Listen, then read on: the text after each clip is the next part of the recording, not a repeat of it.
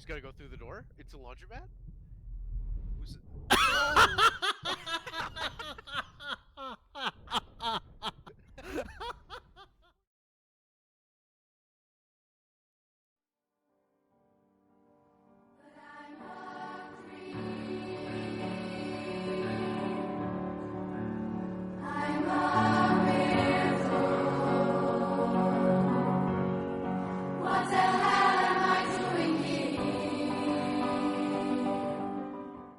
The Quiet Man is a game that was released in November of 2018. Now, you might be asking yourself, Jeremy, why are you talking about a game that came out over a year and a half ago? And the answer is because I played a lot of this game, and if I didn't do something with it, it would have felt like a profound waste of my time. So let's get into it. Let's talk about what is probably the worst game I've ever played in my life.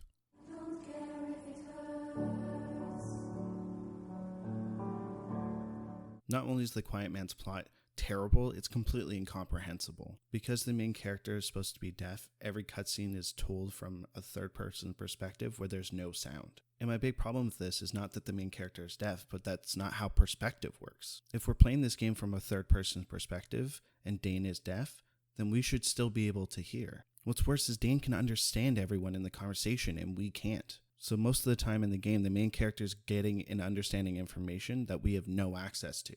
So the player is along for the ride with no idea of what the main character's motivation is. From what I can tell from watching the cutscenes, the main character is a deaf guy who's on a revenge plot after his mom was killed in an alleyway when he was a kid. What this actually means is he runs around fighting the same 5 Latino men over and over again until he can find where their boss is. He also has a best friend who was also there when he was shot, who was fighting for the gun, and is now a club owner who hires him, who happens to be dating a woman who looks exactly like his best friend's mom, which means that the lead character falls in love with her and ends up wanting to fuck a woman that looks like his mom. And that's about as far as I got, because after 4 hours I was bored, exhausted, and didn't really care anymore. So I immediately went to Wikipedia and decided to look up what I missed. And the answer was not much. The only notable event being the best friend who turns out to be the man in the mask, as well as being the guy who pulled the trigger originally to shoot his mom. Now, where this twist doesn't make sense is that the main character was there that day. He was in the alley staring at the 2 people shooting his mom. You totally would think he would notice this when it happened, but I guess he conveniently forgot. So not only is the plot full of holes, it's also just not fun or interesting. Which is interesting because this is the main driving force of the game. This game is mostly cutscenes and very little gameplay. You think you would put a little bit more effort into the plot.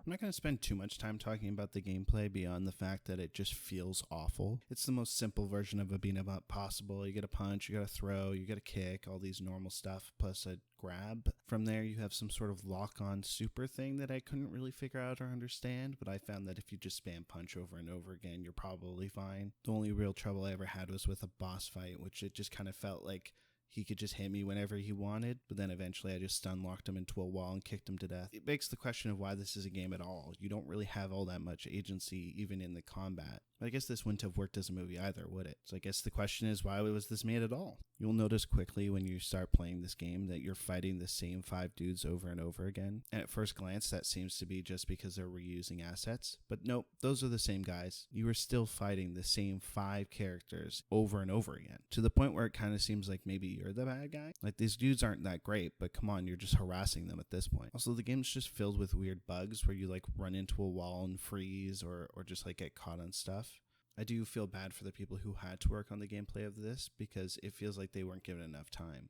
Also, the menu is just this weird like neon bright thing that doesn't explain the controls or any of the options that you're going through. Like, they made some interesting creative choices, but none of them work because they don't actually do anything. It's like they forgot that people actually had to play this game outside the studio. Overall, it's not even worth talking about the gameplay because you do so little of it anyway. You're so fucking special.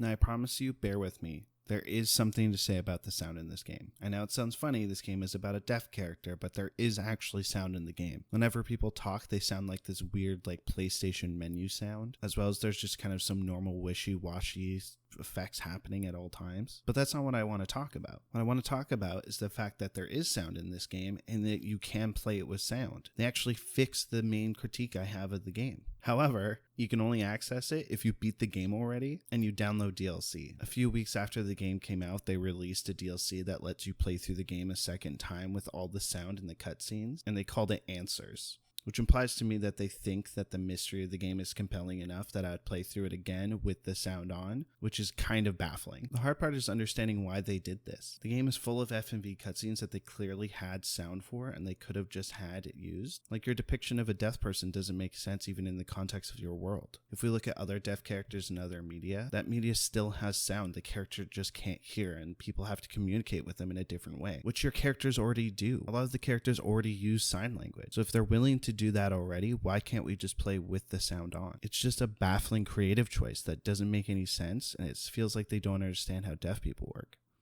If you're gonna play through this game, I'm sure there's a way to cheat to be able to play with sound, but it's clearly not the intended way that the creators had for playing the game. Normally I would advocate for people to play bad games, but this isn't an interesting bad game. It's not trying anything and failing.